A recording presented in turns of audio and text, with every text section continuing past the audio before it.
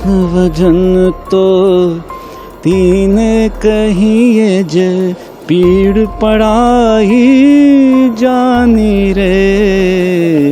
वजन तो। आखिर क्यों पहुंचे पीएम मोदी कुवैत की सरजमी पर? क्या वजह है कि पीएम मोदी ने 2 दिन का समय कुवैत में बिताया? कितनी और क्यों खास थी ये ट्रिप? क्यों कुवैत की मेहमान नवाजी देख अरब देश सदमे में है? इस ट्रिप से कुवैत और भारत को कितना फायदा पहुंचने वाला है? कैसे पीएम मोदी की खुशी में एक शेख ने हिंदू भजन गाया? कौन है ये शेख, आइए जानने की कोशिश करते हैं। लेकिन वीडियो में आगे बढ़े उससे पहले अगर आपने अपनी वीडियो को अभी तक लाइक और चैनल को सब्सक्राइब नहीं किया तो फटाफट कर लीजिए। पहले जरा इस क्लिप को सुनिए।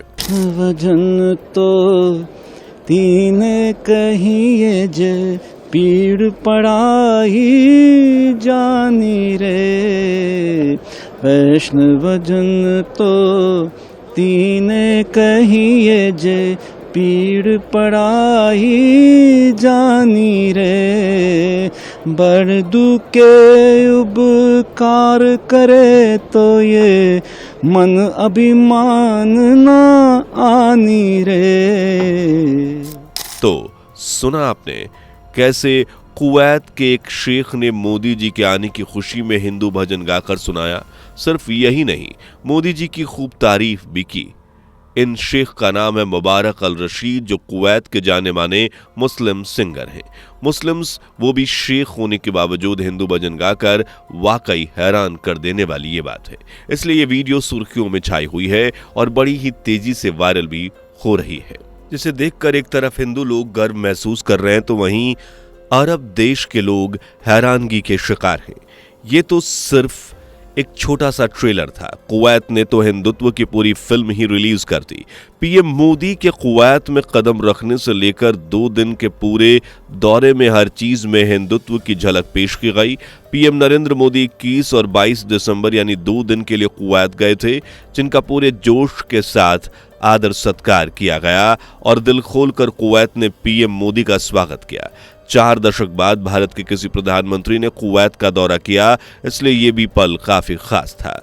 बता दें, भारत की तरफ से कुवैत की पिछली यात्रा 1981 में हुई थी। उस वक्त देश की प्रधानमंत्री इंदिरा गांधी थीं और अब तकरीबन 43 साल के बाद भारत की ओर से प्रधानमंत्री मोदी कुवैत पहुंचे और दोनों ही देश इस दौरे को लेकर काफी खुश हैं, क्योंकि इस दौरे में ये उम्मीद लगाई जा रही है कि दोनों देश के बीच मजबूत संबंध बन सकते हैं, साथ ही व्यापार को भी बढ़ावा मिल सकता है।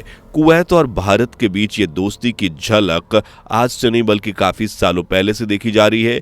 तेल समृद्ध देश कुवैत पुराने समय से भारत को अपना सबसे करीबी और खास दोस्त मानता था और 1961 तक तो इस देश में भारतीय करेंसी रुपयों की भी डिमांड थी, लेकिन फिर इन दोनों देशों के बीच थोड़ी दूरियां आ गईं, जिसका कारण था साल 1990। दरअसल इस दौरान इराक ने कुवैत पर हमला किया, लेकिन इस हमले के बाद भी भारत ने इराक की निंदा नहीं की, जिससे कुवैत भारत से खफा हो गया और भारत से दूरियां कायम करता गया, जिसका फायदा उठाया पाकिस्तान ने। लेकिन अब नरेंद्र मोदी पाकिस्तान का मिडल ईस्ट देशों एवं कुवैत से हुक्का पानी बंद करने की फिराक में लगे हैं। इस तरह कुवैत के साथ व्यापारिक, सामाजिक और आर्थिक रिश्ते मजबूत करना चाहते हैं।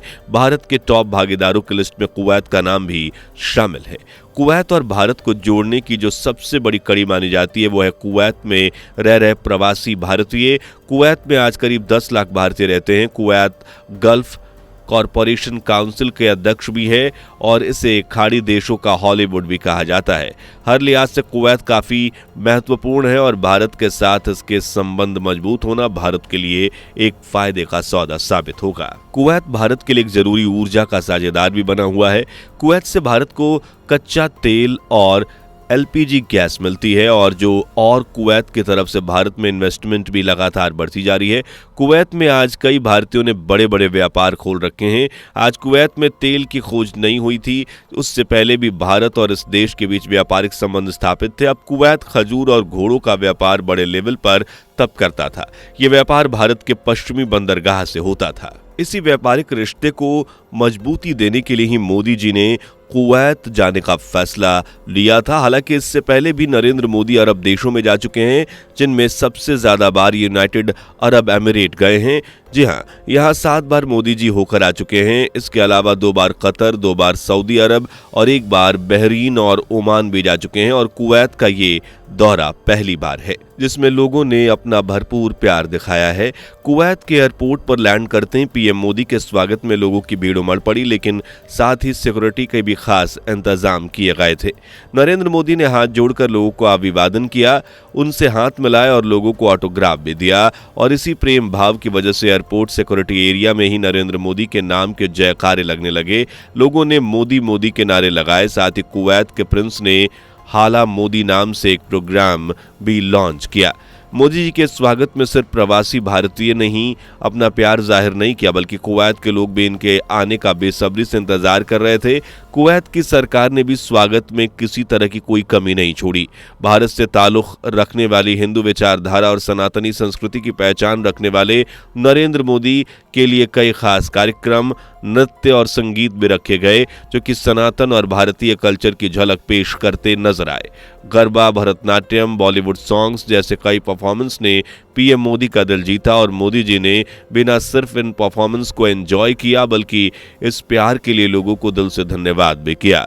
मोदी जी के कुवैत पहुंचते ही पहले इनका सेरेमोनियल स्वागत किया गया और फिर 22 दिसंबर को कुवैत के अमीर और क्राउन प्रिंस से अलग अलग मीटिंग रखी गई। इसी बीच मोदी जी ने भारतीय प्रवासी समुदाय से भी मुलाकात की और उनको संबोधित भी किया। हाला कार्यक्रम ने भारतीयों को संबोधित करते हुए कहा कि जब से वो यहाँ आए हैं तब से चारों तरफ एक अलग ही अपनापन है, एक अलग ही गर्मजोशी महसूस कर रहे हैं। आगे प्रवासी भारतीयों से कहा कि आप सब भारत के अलग अलग राज्यों से आए हैं, लेकिन आप सभी को देखकर ऐसा लग रहा है जैसे हमारे सामने मिनी हिंदुस्तान उमड़ आया है। उत्तर, दक्षिण, पूर्व, पश्चिम हर क्षेत्र के अलग अलग भाषा बोलने वाले लोग मेरे सामने नजर आ रहे हैं, लेकिन सबके दिलों में एक ही गूंज है, भारत माता की जय। इस तरह इस्लामिक कंट्री में हिंदुत्व की यह भावना, भारत की एकता और अपनेपन वाली भावना ने पूरे भारत को गर्व से भर दिया है और साथ ही दुनिया को एकता की मिसाल पेश की है। साथ ही ये भी दिखाया है कि भारत जिसका दोस्त बनता है उसका साथ कभी नहीं छोड़ता, पर चाहे वो कोई देश हो या भारत के लोग। इसका जीता जागता सबूत हम कोरोना काल में भी देख चुके हैं, जब भारत ने इस बुरे दौर में कुवैत को सबसे ज्यादा सपोर्ट किया। भारत ने इस वक्त सबसे ज्यादा लिक्विड ऑक्सीजन कुवैत को एक्सपोर्ट किया था, जिससे बहुत लोगों को बचाया गया और फिर इस महामारी से निपटने के लिए वैक्सीन भी मुहैया करवाई। यही वजह है कि आज कुवैत भी भारत के साथ देने के लिए आधी रात को तैयार खड़ा है और दोनों के बीच जैसे पहले मजबूत रिश्ते थे, उतने ही मजबूत रिश्ते अब फिर से बनते नजर आ रहे हैं। पीएम मोदी ने बताया कि कुवैत के लोग को नो कुवैत निर्माण में जुटे हुए हैं। भारत लगातार इनोवेशन की तरफ अपने कदम बढ़ा रहा है। कुवैत को भी न्यू कुवैत के निर्माण के लिए जो मैन पावर चाहिए वो भारत के पास मौजूद है। आज भारत दुनिया में टेक्नोलॉजी के लिए भी अपनी पहचान कायम करता जा रहा है, इसलिए दुनिया भर के लोग भारत के स्किल्स, मैन पावर के लिए अपने देश के दरवाजे खोल रहे हैं, जिससे भारत का रुतबा बढ़ता जा रहा है। जिस भारत को कुछ सालों तक सिर्फ खेतीबाड़ी, अनपढ़ गवार देश के रूप में जाना जाता था, आज वही देश हर फील्ड में अपना नाम रोशन करता नजर आ रहा है। आज भारत ही वो देश है जिसके ज्यादातर देशों के साथ मित्रतापूर्ण संबंध हैं और इस पहचान को बनाने देश विदेश से लेकर अंतर्राष्ट्रीय अंतरिक्ष तक भारत का नाम रोशन करने में पीएम नरेंद्र मोदी का बड़ा हाथ है, जिनकी वजह से आज भारत इंटरनेशनल लेवल पर अपनी मजबूत इमेज क्रिएट कर पाया है। आज न सिर्फ भारत का डंका दूसरे देशों में बज रहा है, बल्कि हिंदू धर्म के लिए पहचाने जाने वाले भारत हिंदू धर्म, हिंदू गीत, संगीत, भजन, कीर्तन भी विदेशियों की जुबान पर चढ़ते जा रहे हैं, जिसका सबूत आपको कुवैत के मुस्लिम सिंगर मुबारक अल रशीद भी दे चुके हैं, जिन्होंने पूरे आदर सम्मान के साथ हिंदू भजन को बड़ी खूबसूरती से गाया और भारत की संस्कृति को उजागर किया। वैसे पीएम नरेंद्र मोदी के कुवैत दौरे पर आपकी राय क्या है? क्या ये दौरा दोनों देशों के लिए फायदेमंद साबित होगा या नहीं? कमेंट में बताएं। अगर वीडियो अच्छी लगी हो तो इसे लाइक और अपने दोस्तों के साथ शेयर जरूर करें।